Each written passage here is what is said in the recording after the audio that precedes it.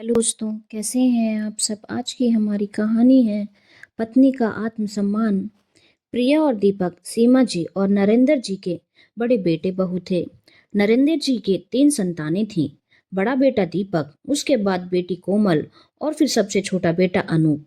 दीपक बहुत ही सीधा साधा लड़का था। जब से प्रिया ब्याह करके उस घर में आई थी, प्रिया को काफी कुछ झेलना पड़ा था।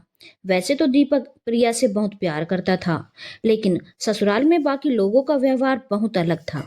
नरेंद्र जी और सीमा जी सास ससुर होने का कुछ ज्यादा ही रौब प्रिया के ऊपर झाड़ते थे और उसे कुछ भी कहीं भी बोलने से बाज नहीं आते थे। यही लक्षण उनकी बेटी कोमल के भी थे। भाभी को कभी भी कुछ भी बोल देना। अनूप ऐसा नहीं था, वह काफी समझदार था। इसीलिए वह काफी सोच समझकर तमीज के साथ अपनी भाभी से बात करता था और उनके दुख को भी बहुत अच्छे से समझता था। लेकिन दीपक को प्रिया का दुख समझ में नहीं आता था। दीपक खुद तो प्रिया को कभी कुछ नहीं कहता था, बल्कि उसका बहुत ख्याल रखता था। लेकिन दीपक की सबसे बड़ी कमी यह थी कि उसके घर वाले जब प्रिया को बात बात पर जलील करते थे, तो वह उनका विरोध नहीं करता था।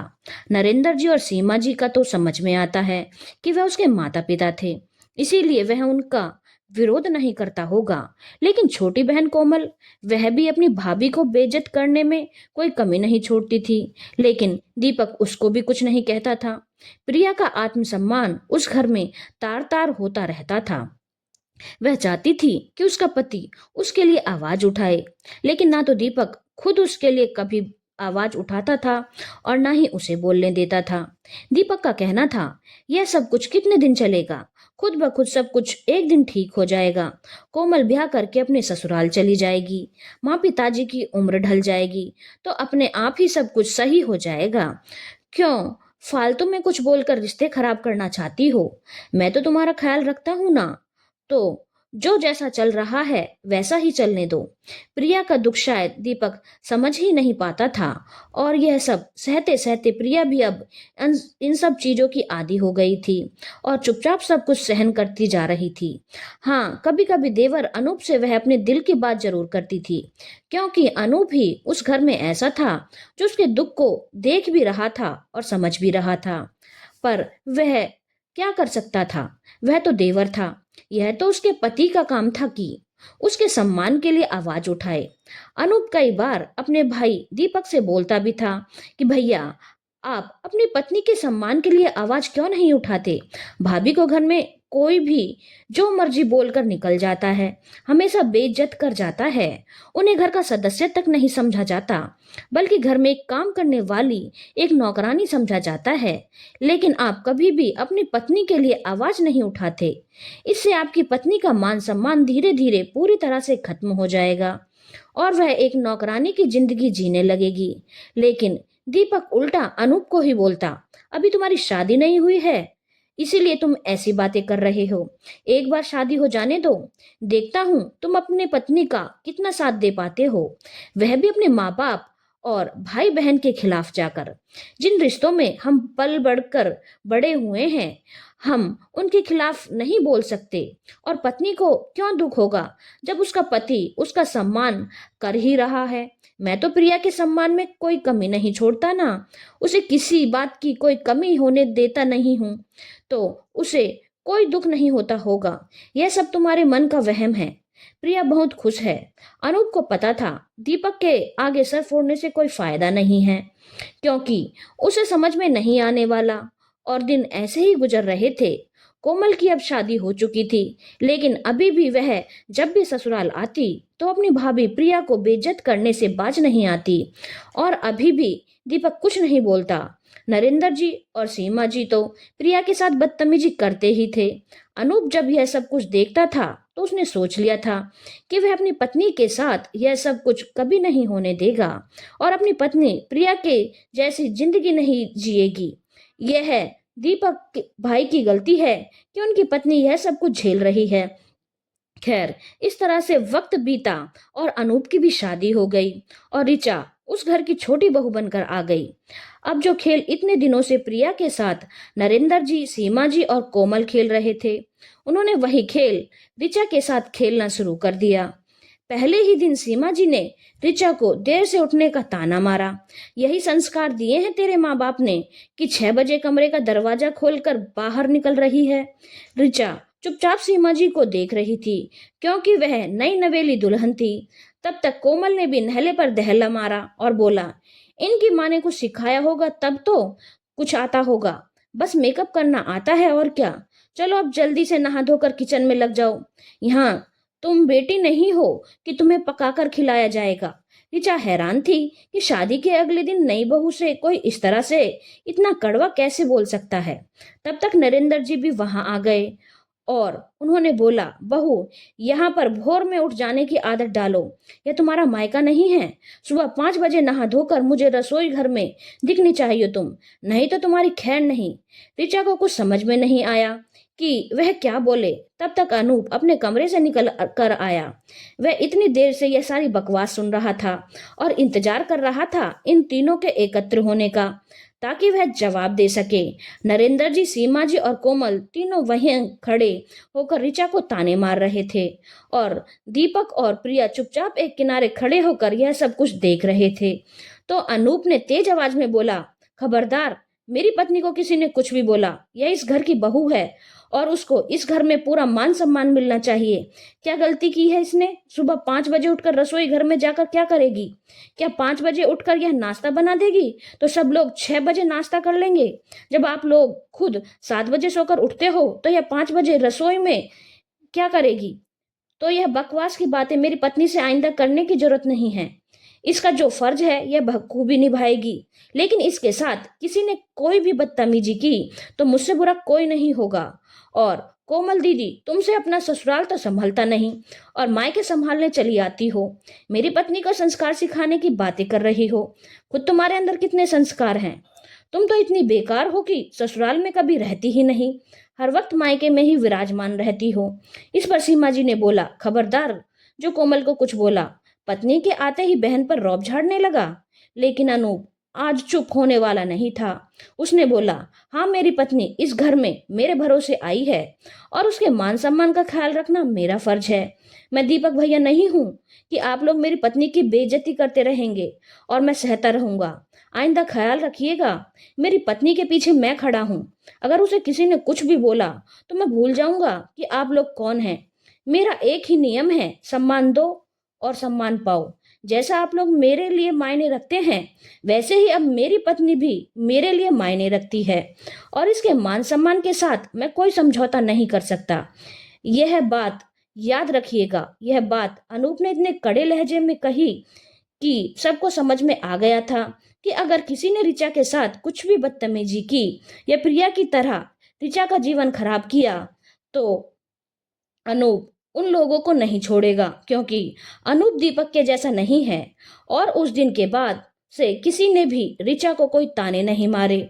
ऋचा उस घर में आराम से रहती थी, लेकिन वह देखती थी कि प्रिया का उस घर में कोई भी मान सम्मान नहीं है, क्योंकि दीपक इतना सब हो जाने के बाद भी प्रिया के लिए कभी आवाज नहीं उठाता था, जबकि अनूप ने उसे लाख बार समझाया था।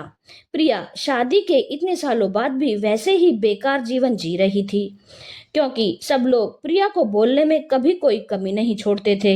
लेकिन ऋचा को इन सारी दिक्कतों का कभी सामना नहीं करना पड़ा, क्योंकि हर कदम पर उसका पति उसके साथ खड़ा हुआ था। इसीलिए यह सब कुछ देखकर अब धीरे धीरे ऋचा का मान भी बढ़ने लगा था और वह भी अब प्रिया को कुछ भी बोल देती थी, क्योंकि उसे पता था प्रिया पलटकर जवाब नहीं देगी और ना ही दीपक भैया कुछ बोलने वाले हैं। इसलिए वह प्रिया को कुछ भी बोलकर निकल जाती थी। यह प्रिया और उसके पति की कमी थी कि वह सबकी बातें सुनते थे और जवाब नहीं देते थे, जबकि प्रिया और दीपक उस घर के बड़े बेटे बहू थे और घर के छोटे उनके ऊपर हुक्म बजाते थे। खैर, ऐसे ही एक दिन प्रिया की सास आंगन में फिसल कर गिर गई थी, क्योंकि बारिश हुई थी और आंगन भीगा हुआ था। लेकिन उसके लिए वह गालियां प्रिया को दे रही थी कि उसने वक्त पर आंगन का पानी सुखाया क्यों नहीं। अगर उसने वक्त पर सारा पानी वाइपर से साफ कर दिया होता और पोछा मार दिया होता तो वह नहीं फिसलती। लेकिन प्रिया क्या बोलती, बारिश अभी भी हल्की हल्की हो रही थी। प्रिया ने बस इतना ही बोला, इसमें मेरी क्या गलती है मम्मी, बारिश तो अभी भी हो रही है तो आंगन कैसे सूखेगा।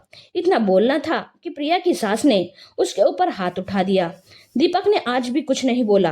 प्रिया चुपचाप खड़ी होकर रो रही थी कि अनूप वहां पर आ गया और उसने बोला, क्या भाभी, आप अपने सम्मान के लिए आवाज क्यों नहीं उठाती। जब तक आप खुद अपने लिए नहीं बोलेंगी कोई आपको कुछ नहीं समझेगा।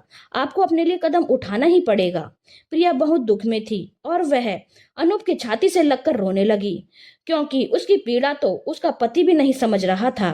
तब तक ऋचा वहां पर आ गई और इतने दिनों में उसे समझ में आ गया था कि प्रिया का क्या सम्मान है इस घर में। प्रिया को इस तरह अपने पति से लिपट कर रोता देख उसने भी एक ताना प्रिया को मार दिया। वाह भाभी, अब देवर को ही फंसाने में लग गई। अपने पति से मन नहीं भरता क्या कि मेरे पति को फंसा रही हो। ऋचा ने बस अपने धुन में यह सब कुछ बोल दिया था। वह बहुत अच्छे से जानती थी कि ऐसा कुछ नहीं है, पर इतने दिनों में उसे भी प्रिया को ताने मारने की जो आदत जो पड़ गई थी और उसने उसे दुखी करने के लिए ही ऐसा बोल दिया था। लेकिन आज ऋचा का बोल उसके ऊपर भारी पड़ चुका था और आज दीपक का आत्मसम्मान भी उसे धिक्कारने लगा था कि उसके होते हुए भी उसकी सती सीता जैसी पत्नी के ऊपर ऐसा लांछन कोई कैसे लगा सकता है। दीपक ने बहुत ही तेज आवाज में बोला, खबरदार जो तुमने प्रिया के लिए एक भी गलत लफ्ज का इस्तेमाल किया।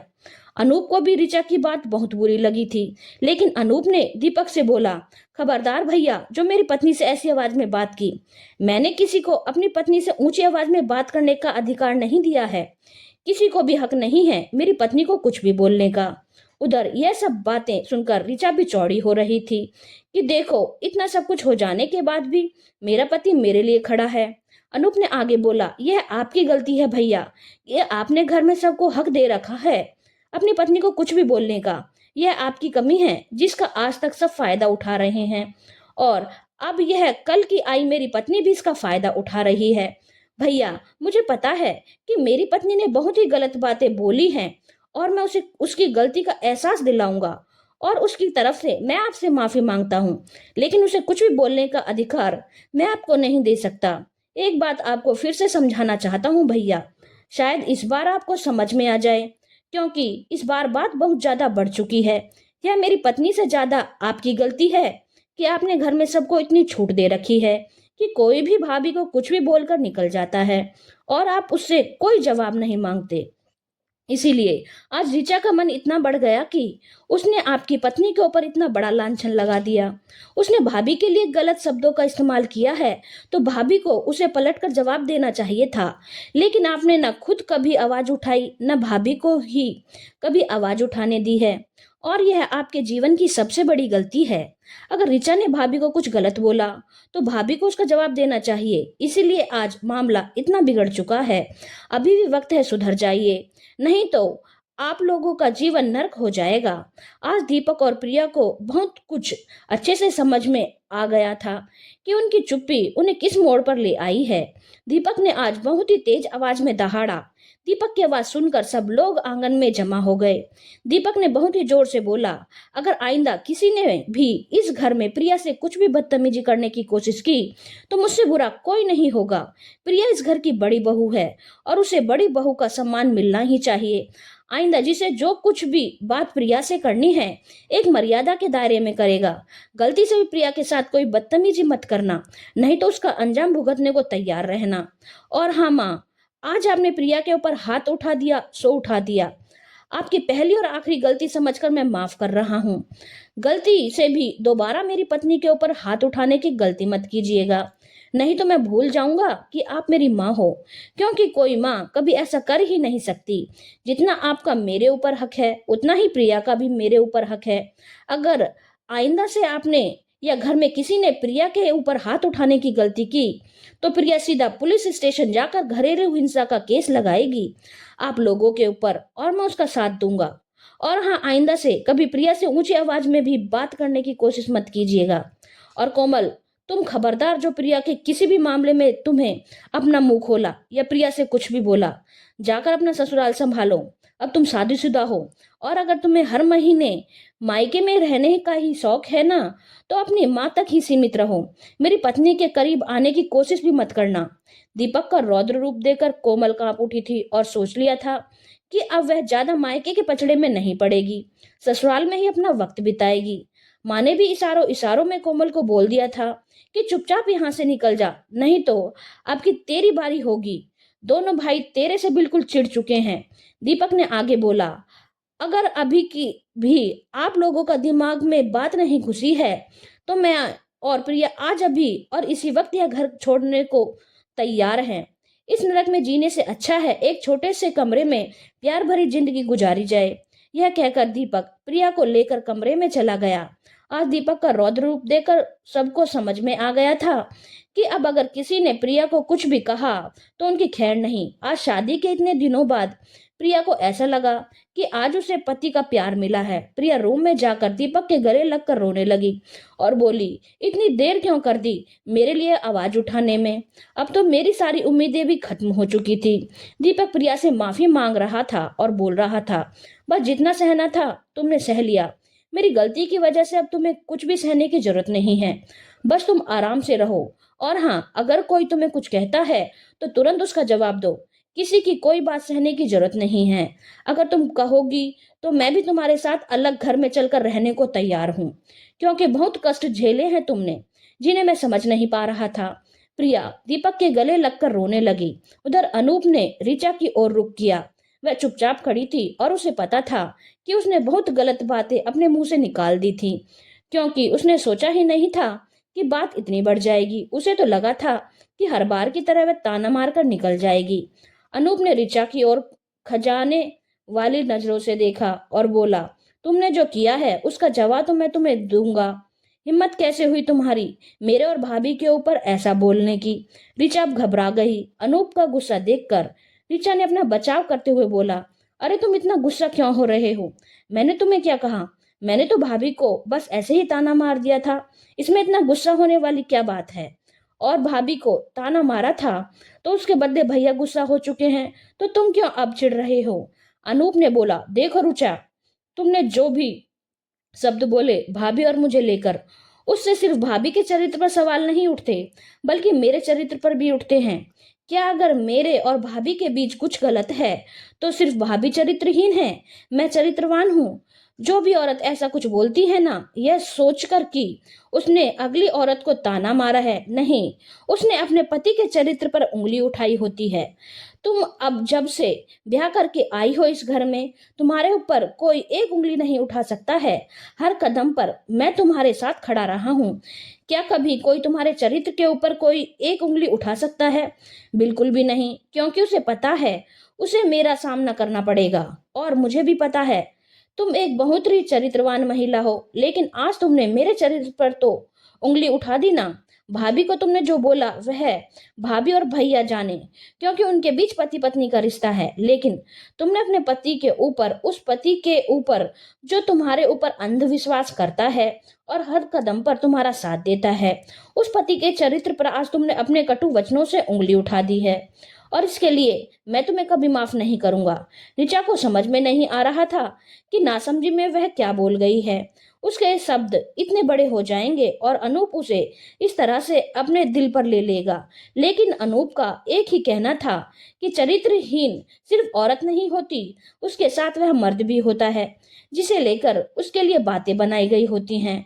तुमने भाभी के लिए ऐसी बात बोलकर मुझे चरित्रहीन साबित कर दिया है। भले ही दुनिया की नजरों में तुम मेरी पत्नी हो और तुम्हें हमेशा मैं मेरी पत्नी का सम्मान दुनिया की नजरों में दूंगा, लेकिन इस बंद कमरे के अंदर तुमने मुझसे सम्मान पाने का सारा हक खो दिया है। ऋचा चुपचाप जमीन पर बैठ गई, यह सोचते हुए कि अपनी गलती की वजह से आज उसने अपने पति का प्यार खो दिया। धन्यवाद दोस्तों। अगर आपको कहानी अच्छी लगी हो तो चैनल को लाइक, शेयर और सब्सक्राइब करना ना भूलें।